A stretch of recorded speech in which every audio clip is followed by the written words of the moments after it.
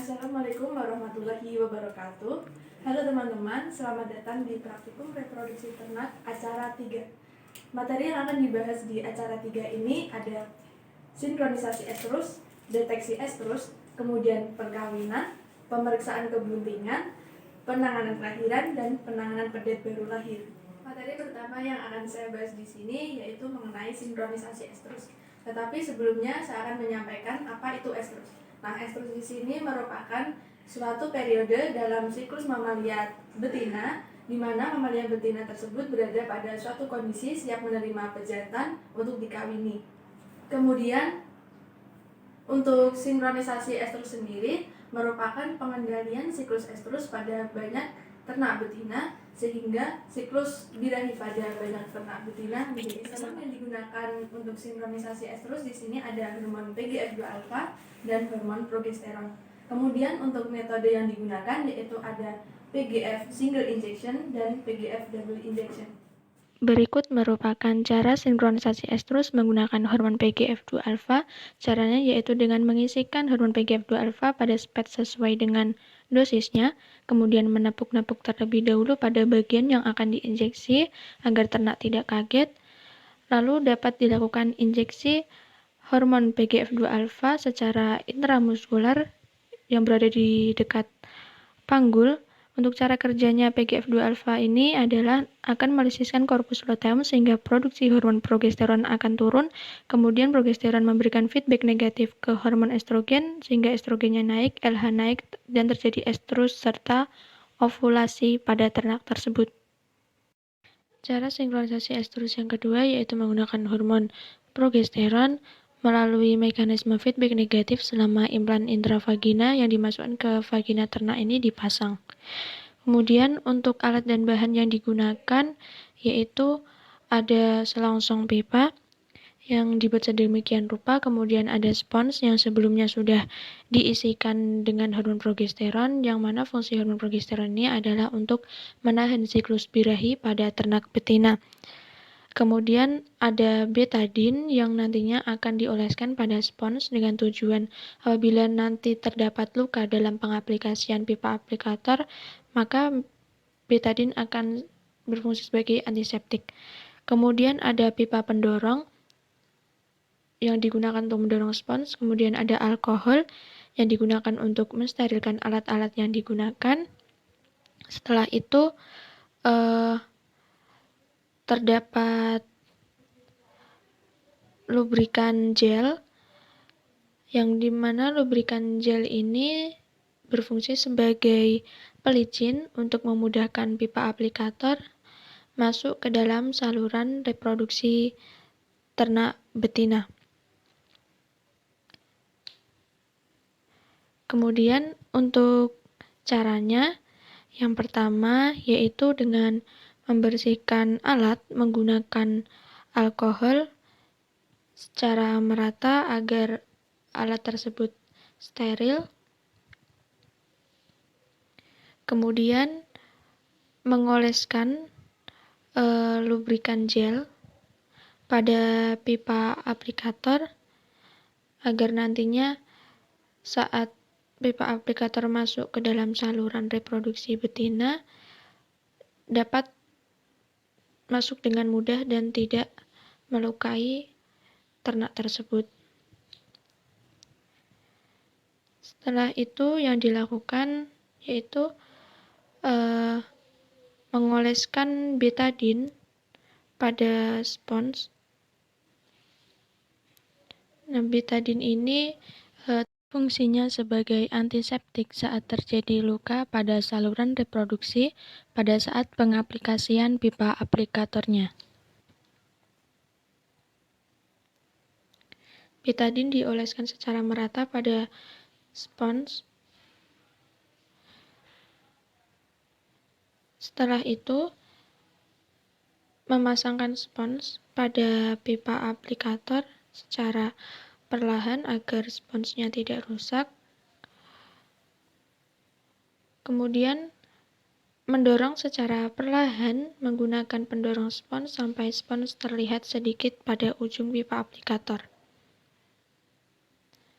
Nah, untuk Caranya memasukkan ke dalam saluran reproduksi ternak betina yang pertama yaitu dengan membersihkan vulva menggunakan alkohol. Setelah itu memasukkan pipa aplikator ke dalam vagina ternak melalui vulva ternak tersebut. Akan tetapi ujung pipa ini dimasukkan dengan posisi menyamping sehingga dengan posisi ini tidak akan melukai ternak dan langsung memasukkan pipa aplikator secara perlahan ke dalam vagina ternak melalui vulva.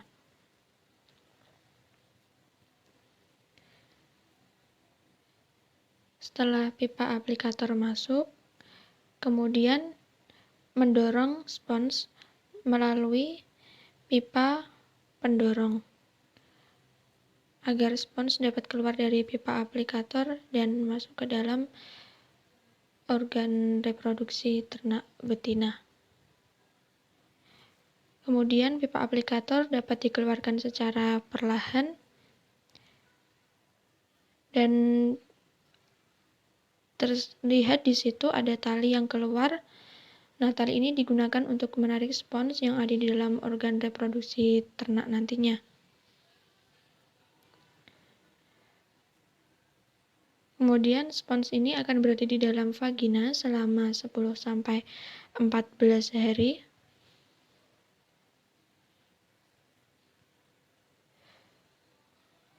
Setelah 10-14 hari, kemudian spons yang berada di dalam vagina ternak betina tadi dilepas dengan cara yaitu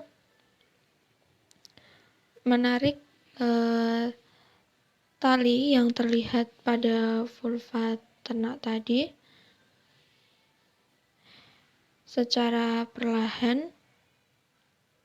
Tetapi sebelumnya vulva dibersihkan dengan alkohol terlebih dahulu.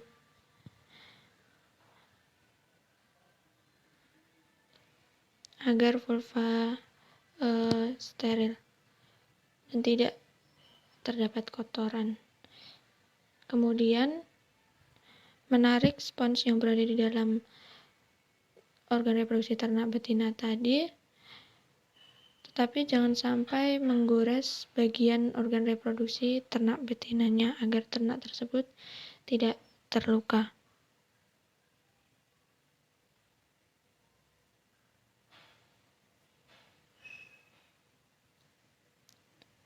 Nah, itu merupakan cara untuk menarik spons yang berada di dalam vagina ternak.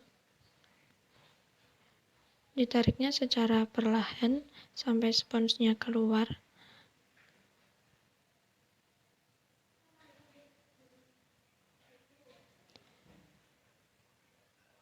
Nah, setelah spons keluar, ternak akan estrus. Nah, untuk hormon progesteron ini cara kerjanya yaitu menghambat sekresi FSH, LH, estrogen. Setelah implan dicabut, maka hormon progesteron akan turun, sedangkan hormon lain seperti hormon estrogen dan LH akan naik, sehingga terjadi estrus dan ovulasi pada ternak tersebut. Yang pertama yaitu metode PGF single injection, yang mana pada metode ini harus dilakukan pemeriksaan corpus luteum terlebih dahulu pada hari ke-0. Kemudian setelah ditemukan corpus luteum, maka pada hari ke-5 yang merupakan puncak terbentuknya corpus luteum, setelah itu dapat dilakukan penyuntikan hormon PGF2 alpha. Kemudian dapat dilakukan pengamatan estrus 1-5 hari setelah penyuntikan, dan jika ternak estrus maka dapat dilakukan IB. Metode yang kedua yaitu PGF double injection. PGF double injection ini mulai disuntikkan mulai hari ke-0, lalu ditunggu 1-5 hari setelah penyuntikan untuk melihat ternak estrus atau tidak. Jika estrus, maka dapat dilakukan IB atau bisa tidak dilakukan IB. Kemudian di hari ke-11 dilakukan penyuntikan lagi hormon PGF2 alpha dan ditunggu 1-5 hari sampai ternak estrus dan dapat dilakukan IB. Untuk materi kedua yang akan saya sampaikan di sini yaitu mengenai deteksi estrus. Untuk deteksi estrus sendiri ada beberapa metode, yaitu Yang pertama ada tingkah laku dan visual vulva, kemudian yang kedua ada deteksi estrus dengan menggunakan alat yang terdiri dari heat detector, kemudian symbol marker, dan tile pine. Untuk yang ketiga yaitu dengan metode vagin smear. Pengamatan tingkah laku dan visual vulva pada ternak betina yang estrus. Untuk perubahan tingkah lakunya meliputi ternak akan lebih gelisah, tegang, sering bersuara, nafsu makan turun, diam saja saat dinaiki teman atau pejantannya, kemudian juga pupil mata berdilatasi. Sedangkan untuk visual vulva yang dikenal dengan istilah 3A, yaitu abang, abu anget, serta vulva mengeluarkan lendir.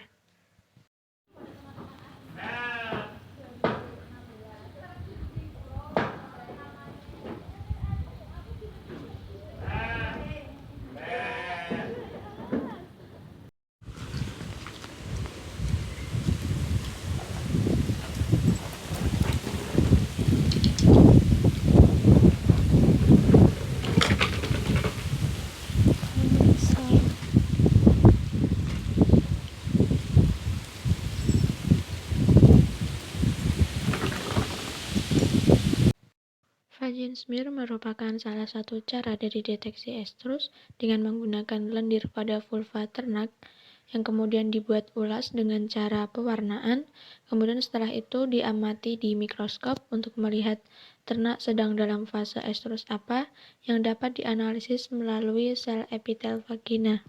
Alat dan bahan yang digunakan dalam pembuatan vagin smear ini ada alkohol 70%, kemudian larutan NaCl, lalu ada cotton bud, kemudian ada objek glass, serta ada wadah preparat. Langkah pertama yang dilakukan yaitu mensterilkan cotton bud terlebih dahulu menggunakan alkohol 70% dengan cara disemprot. Setelah itu membasahi cotton bud dengan NaCl 0,9 dengan cara dicelupkan ke dalam larutan NaCl-nya. Langkah selanjutnya yang dilakukan yaitu melakukan swab vagina melalui vulva ternak betina dengan gerakan memutar mengelilingi vagina ternak sampai terkena lendir bagian kanan dan kiri dari vagina ternak menggunakan cotton bud. Setelah itu melakukan swab pada objek glass dari lendir yang didapat tadi. Setelah itu dapat dilakukan pewarnaan menggunakan pewarna Giemsa dengan merendam hasil dari apusan tadi ke metanol absolut kurang lebih 10 menit atau bisa juga dengan diteteskan. Setelah itu dilakukan pewarnaan dengan merendam hasil apusan tadi ke dalam larutan Giemsa 3% selama 40-60 menit dengan perbandingan 3 ml Giemsa dengan 97 ml Aquades.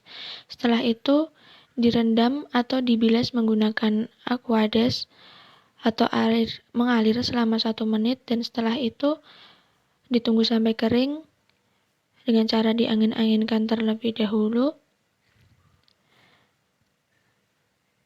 sampai apusan tadi mengering. Setelah itu diamati di bawah mikroskop dan diamati sel-sel epitel vaginanya. Terdapat 4 macam sel epitel vagina. Untuk yang gambar A yaitu sel superficial, kemudian yang gambar B adalah sel anuklear, gambar C yaitu sel intermediate, dan gambar D sel parabasal. Ini adalah alat heat detector yang digunakan untuk mendeteksi estrus.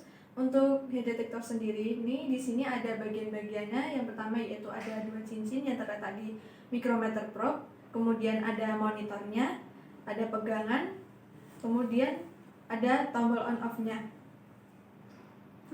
Kemudian untuk cara menggunakannya, yang pertama yaitu bagian micrometer probe-nya dilumasi dengan lubrikan gel terlebih dahulu. Setelah itu menekan tombolnya sampai keluar angka 1 kali, kemudian ditekan lagi 2 kali, kemudian dimasukkan ke dalam vulva ternak betinanya, kemudian ditekan 1 kali seperti ini. Setelah itu ditunggu sampai keluar hasilnya. Jika hasilnya itu kurang dari 300 dapat menandakan ternak tersebut estrus. Kemudian jika lebih dari 300 maka ternak tersebut dikatakan tidak estrus. Sebelum digunakan, head detector ujungnya dilumasi dengan lubrikan gel terlebih dahulu. Lalu melakukan penyetingan pada head detector terlebih dahulu sebelum digunakan. Kemudian head detector dapat langsung dimasukkan ke dalam vulva ternak betina, tunggu sampai keluar hasilnya. Metode deteksi estrus yang berikutnya yaitu tail pin. Caranya yaitu dengan memberikan cat khusus pada punggung ternak betina, tepatnya di dekat pangkal ekor. Nah, jika ternak estrus, maka cat tersebut akan hilang tergesek oleh ternak lainnya saat dinaiki. Biasanya tail pin ini digunakan pada sapi. Selanjutnya yaitu ada chin ball marker, yang merupakan suatu alat yang dilengkapi dengan lingkaran baja berisi timbal oksida seperti ballpoint yang warnanya orange kemerahan. Alat ini dipasang di bagian bawah dagu atau rahang bawah pejantan. Pejantan ini kemudian akan menaiki ternak betina yang sedang estrus, lalu akan menggoreskan tinta tersebut di punggung ternak betina yang estrus. Lalu dari goresan tersebut dapat diketahui jika ternak betina tersebut estrus. Ini merupakan alat chin ball marker dan pengisian timbal oksidanya. Selanjutnya, saya akan menjelaskan materi ketiga di acara ketiga, yaitu mengenai perkawinan. Perkawinan sendiri ialah usaha memasukkan sperma ke dalam alat reproduksi betina. Sistem perkawinan dibagi menjadi dua, ada kawin alam dan kawin buatan dengan inseminasi buatan. Kawin alam dilakukan oleh ternak jantan dengan memancarkan sperma secara langsung ke dalam alat reproduksi betina atau biasa disebut dengan kopulasi. Sendiri itu dapat dilakukan di kandang individu, kandang kelompok, di pedok, dan di padang pengembalaan. Video ini merupakan contoh perkawinan alam di kandang individu yang mana betina akan diikat terlebih dahulu atau ditaruh di kandang jepit, lalu dibawalah pejantan dan membiarkan pejantan untuk mengawini sapi betina tersebut. Keuntungan dari kawin alam yaitu yang pertama, mengurangi resiko infeksi akibat perlukaan pada organ reproduksi apabila inseminator tidak profesional. Yang kedua, tidak memakan biaya. Dan yang ketiga, tidak beresiko dan mampu diterapkan di semua jenis ternak. Sedangkan kerugian dari kawin alam sendiri yaitu yang pertama, peluang kebuntingannya rendah. Yang kedua, efisiensi perkawinan sulit untuk dihitung. Dan yang ketiga, waktu terjadinya perkawinan sulit untuk dideteksi. Inseminasi buatan sendiri merupakan metode perkawinan memasukkan sperma ke dalam alat reproduksi betina dengan menggunakan alat buatan manusia. Alatnya itu disebut insemination gun. Ada 3 metode dalam pelaksanaan inseminasi buatan. Metode yang pertama yaitu inseminasi metode spekulum, yang kedua ada inseminasi dalam vagina, dan yang ketiga ada inseminasi metode rektovaginal. Video ini merupakan contoh inseminasi dengan metode spekulum. Inseminasi metode spekulum dilakukan dengan cara memasukkan spekulum atau pipa selongsong besi stainless steel ke dalam vagina dan ujungnya sampai menyentuh mulut muka dari serviks. Spekulum ini untuk mempermudah alat suntik mencapai mulut serviks.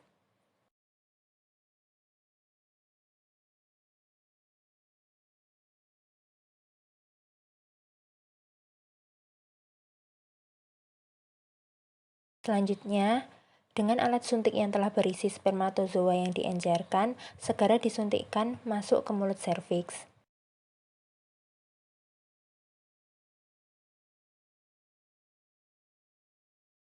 Dalam penggunaannya, bisa dibantu dengan senter untuk lebih jelas melihat serviks.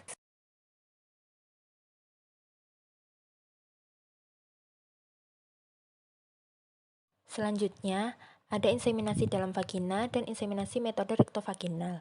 Keduanya hampir sama, namun inseminasi dalam vagina, semen yang ditembakkan hanya sebatas sampai vagina ternak saja. Metode inseminasi rektovaginal yaitu yang pertama, memasang insemination gun dengan straw yang telah ditowing. Ujung dari straw kemudian digunting sedikit sebagai jalan keluar semen. Selanjutnya memasang plastik sheet hingga keluar bunyi klik, tanda plastik sheet telah terpasang dengan benar. Insemination gun yang telah terpasang dengan straw dapat digigit di mulut. Selanjutnya, memasang tangan kiri dengan glove.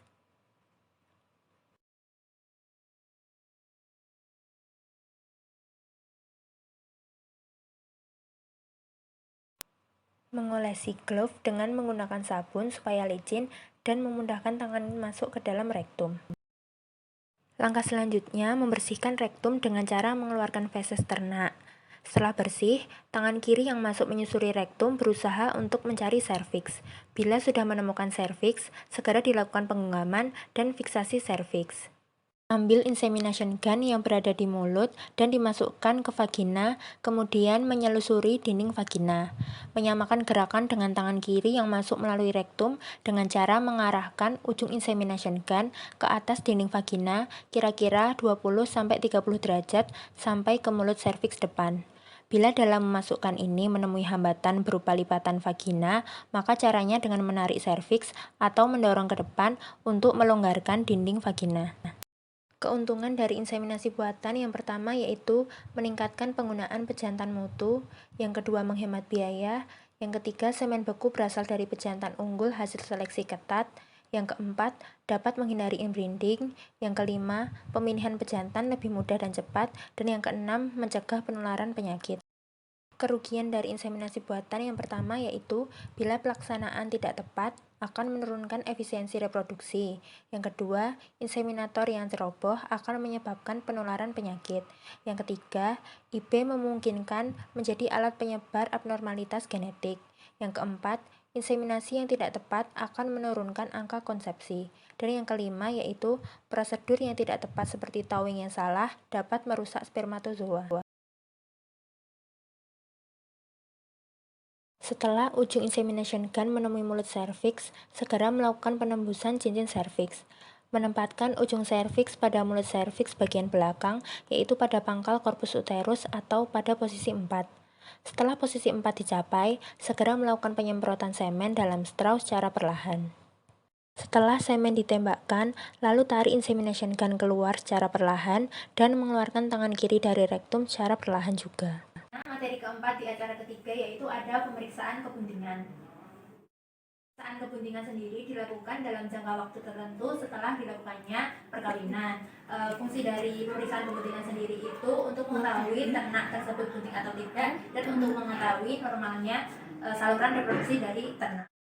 Metode dalam pemeriksaan kebuntingan sendiri itu ada palpasi perektal, ultrasonografi, biopsi vaginal, dan juga ada kimia dan imunologi.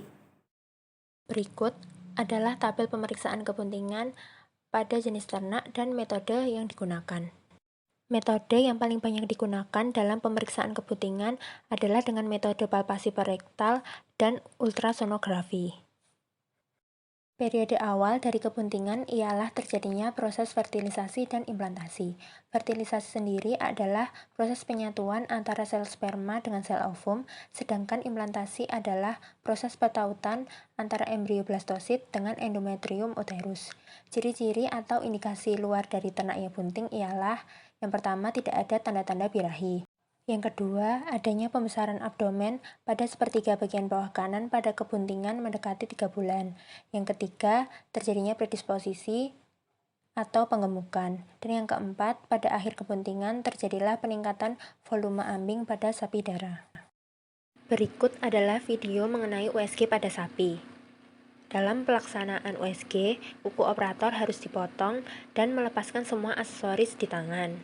Setelah itu, operator menggulung lengan baju sampai di atas siku dan menggunakan glove palpasi. Restrain sapi dengan menggunakan tali. Glove yang sudah terpasang di tangan, selanjutnya diberi sabun atau lubrikan gel. Selanjutnya, mengeluarkan feses sapi dari dalam rektum. Probe yang telah diberi gel kemudian dimasukkan ke dalam rektum sapi. Bagian bawah probe jangan sampai tertutup oleh jari. Hasil USG dapat dilihat melalui monitor. Palpasi perektal yaitu perabaan kebuntingan melalui perabaan rektum dengan menggunakan tangan. Langkah dalam melaksanakan palpasi perektal yaitu Pertama, mengeluarkan feses dari dalam rektum. Selanjutnya, memasukkan tangan ke dalam rektum. Bila kontraksi rektum terlalu keras, maka lakukan penekanan pada bagian dorsal atau tulang belakang untuk mengurangi kontraksinya. Palpasi dilakukan dimulai dari meraba serviks. Bila serviks telah teraba, selanjutnya ditelusuri ke arah depan untuk menemukan kornua uteri. Pertolongan kelahiran ini diambil dari channel YouTube Balai Besar Penelitian Veteriner. Setiap kelahiran pedet dapat dikontrol dengan adanya recording dari induk sapi yang berisi fase kelahiran dari masing-masing prosesnya. Tujuannya untuk mengambil keputusan apakah perlu dilakukan pertolongan kelahiran atau tidak pada induk sapi. Peralatan yang sering digunakan saat pertolongan kelahiran adalah menggunakan tali medis. Tali medis dirancang menggunakan bahan polyester yang sangat kuat sehingga tidak mudah putus. Tali medis ini juga dilengkapi dengan snap atau pengait bongkar pasang yang mudah dipasang dan dilepaskan. Tali medis terdiri dari dua komponen utama, yaitu sepasang tali pendek dengan dua lingkaran pada ujung-ujungnya yang diikatkan ke fetus dan tali panjang dengan snap yang digunakan sebagai penarik. Pada kasus distokia di lapangan, harus diketahui dahulu bagaimana posisi fetus di dalam rahim induk sapi. Diusahakan agar kaki fetus dapat dijangkau melalui palpasi rektal dan kondisinya dekat dengan saluran kelahiran. Jika kondisi fetus sudah memungkinkan untuk dikeluarkan, maka tali pendek dimasukkan satu lingkaran untuk kaki kanan dan satu lingkaran untuk kaki kiri. Kemudian, snap pada tali panjang dikaitkan pada tali yang pendek dan dilingkarkan ke tubuh operator. Sementara, tangan operator memberi jalan keluar pada fetus dan tubuh operator menarik fetus dengan hati-hati hingga fetus keluar dengan selamat. Pada kondisi tertentu, jika dibutuhkan tenaga yang lebih besar, tali medis dapat dihubungkan dengan tali tampar dan diikatkan pada tiang kandang. Selanjutnya, tali tampar dapat ditarik pelan-pelan seperti konsep alat katrol yang banyak diaplikasikan di peternakan komersial. Selain menggunakan tali medis, pertolongan kelahiran dapat dilakukan dengan menggunakan bantuan calf puller. Calf puller merupakan alat yang didesain untuk menarik pedet pada proses pertolongan kelahiran tanpa membutuhkan bantuan banyak orang. Alat ini dilengkapi dengan tali temali yang diperlukan untuk mengikat kaki atau kepala dan hidrolik yang dapat menarik pedet secara periodik. Alat ini sangat efisien dibawa ke lapangan. Penarikan pedet secara ritmis memungkinkan pedet keluar pelan-pelan, induk terhindar dari rasa sakit berlebih, dan meminimalisir sobeknya vulva atau vagina. Penggunaan alat ini dapat meningkatkan keberhasilan pertolongan kelahiran dan meminimalisir kelahiran sesar dengan biaya yang cukup mahal. Nah, untuk alat calf puller, gambarnya seperti ini. Pertolongan kelahiran dapat dilakukan pada ternak jika fetus masih hidup ataupun sudah mati. Pada fetus yang masih hidup, dapat dilakukan pertolongan dengan menariknya menggunakan tali medis ataupun calf puller seperti pada video sebelumnya. Selanjutnya, untuk fetus yang sudah terlanjur mati di dalam uterus induknya, dapat dilakukan fetotomi. Untuk video fetotomi ini diambil dari channel YouTube Hakim Veteriner. Fetotomi sendiri merupakan suatu metode yang digunakan untuk teknik pemotongan fetus yang tidak bisa dilahirkan secara normal menjadi potongan-potongan organ yang lebih kecil sehingga akan lebih mudah dikeluarkan melalui saluran kelahiran. Peralatan yang digunakan saat fetotomi adalah embriotom tubular, kawat pemotong, gagang kawat pemotong, penarik kawat pemotong, plastik glove, pisau jari, dan gunting tulang. Selanjutnya, siapkan peralatan berupa embriotom tubular, kawat pemotong, gagang kawat, dan penarik kawat pemotong. Setelah itu, masukkan penarik kawat pemotong dari lubang pertama atau lubang atas di bagian depan embriotom tubular. Kemudian, kaitkan kawat pemotong pada ujung penarik kawat pemotong, tarik kawat pemotong hingga melewati fetotom tubular. Lalu, masukkan kembali kawat pemotong ke lubang kedua atau lubang bawah pada ujung tubular dari arah depan tubular hingga ke bagian belakang. Terakhir, pasang atau lilitkan kedua ujung kawat pemotong pada gagangnya dan bentukan lengkungan kawat pemotong di bagian depan fetotom. Prosedur fetotomi harus dilakukan oleh 3 orang operator. Operator pertama mengendalikan kawat pemotong dan ujung dari tubular fetotom dan mengarahkannya ke organ fetus. Operator kedua sebagai penumpu alat vetotomi yang memegang bagian tengah tubular vetotom, sedangkan operator ketiga yang melakukan penarikan kawat pemotong dari belakang. Hal yang harus dilakukan operator pertama adalah melakukan palpasi rektal, menentukan letak bagian atau organ yang akan dipotong. Selanjutnya, ikat ujung organ fetus yang akan dipotong, misalnya ujung kaki, atau kaitkan dengan retraktor agar memudahkan penarikan setelah selesai pemotongan. Dengan menggunakan tangan, arahkan kawat pemotong pada ujung vetotom tubular melalui vagina induk ke bagian organ fetus yang akan dipotong. Pastikan bahwa kepala vetotom berada dalam posisi yang benar pada bagian tubuh janin yang akan dipotong. Kemudian, keluarkan atau jauhkan tangan dari kawat vetotom agar tidak terjadi kecelakaan pada operator. Selanjutnya, operator kedua bertugas mengendalikan vetotom ini dengan aman selama prosedur pemotongan. Kemudian, operator ketiga bertugas menarik maju dan mundur gagang kawat vetotom secara teratur, sehingga bagian depan kawat pemotong akan memotong bagian organ fetus. Ulangi gerakan maju dan mundur sampai organ yang dipotong benar-benar putus atau terlepas dari tubuh fetus.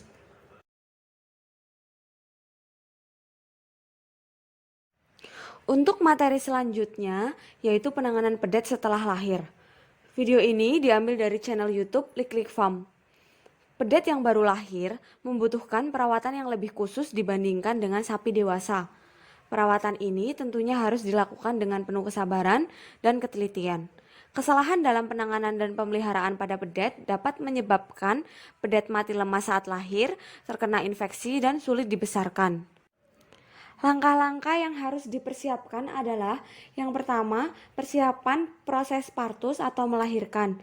Petugas kesehatan hewan mengecek umur kebuntingan ternak, kemudian menempatkan induk di kandang yang layak untuk dijadikan sebagai lokasi beranak.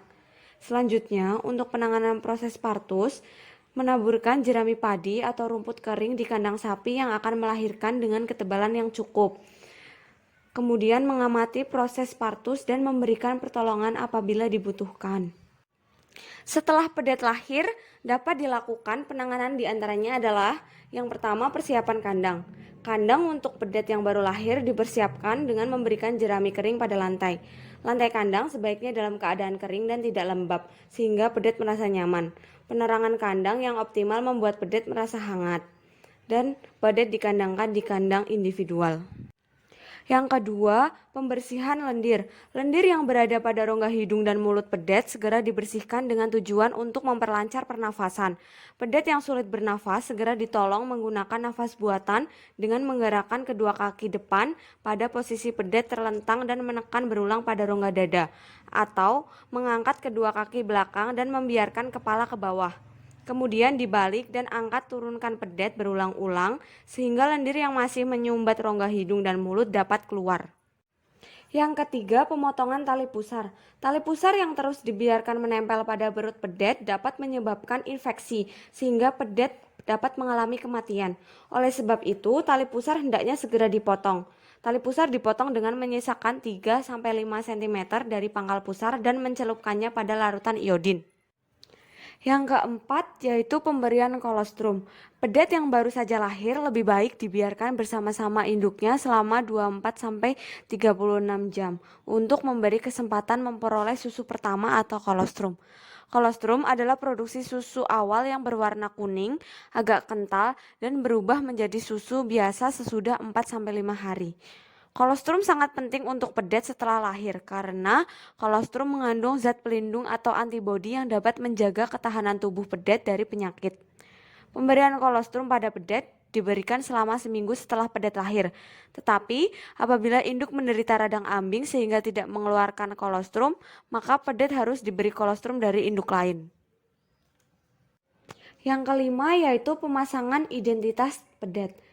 Mempersiapkan aplikator eartag dan nomor eartag sesuai dengan identitas ternak. Kemudian melakukan restrain pada pedet dan melaksanakan pemasangan eartag.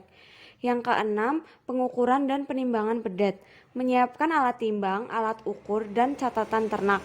Kemudian melaksanakan pengukuran ternak dan melepaskan pedet kembali ke kandang induk. Dan yang terakhir, mencatat hasil identitas pedet yang baru lahir.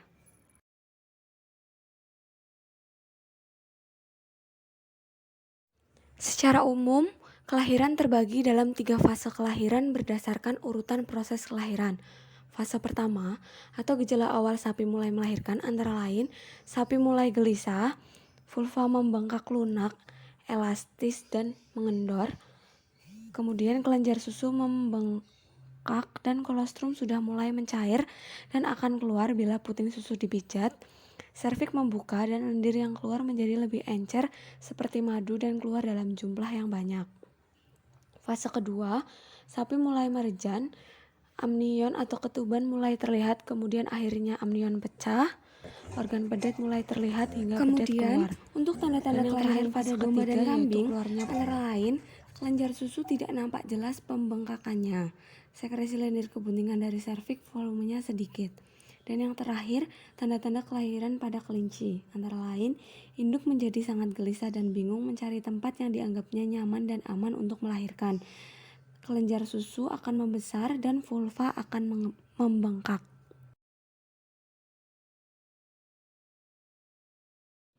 Ini adalah insemination gun. Insemination gun itu sendiri merupakan alat tembak yang digunakan untuk menembak semen beku ke dalam saluran reproduksi ternak betina. Untuk bagian-bagian dari insemination gun ini sendiri, yang pertama yaitu ada plastic sheet. Ini berfungsi untuk melindungi straw agar tidak ikut masuk ketika semen beku ditembakkan. Kemudian yang kedua ada piston, yaitu sebagai alat tembaknya. Kemudian ada pipa besi, ini untuk menahan piston ketika menembak. Kemudian ada pengunci plastik sheet, ini untuk mengunci plastik sheet. Untuk proses penggunaannya, yang pertama itu piston, kemudian straw yang telah dikeluarkan dari kontainer straw ini sudah di towing terlebih dahulu, kemudian dimasukkan di atas ini. Setelah itu ditutup oleh plastik sheet dan ini ditekan hingga berbunyi sehingga telah terdeteksi bahwa sudah terkunci. Sudah bisa digunakan untuk menembakkan ke dalam saluran reproduksi betina.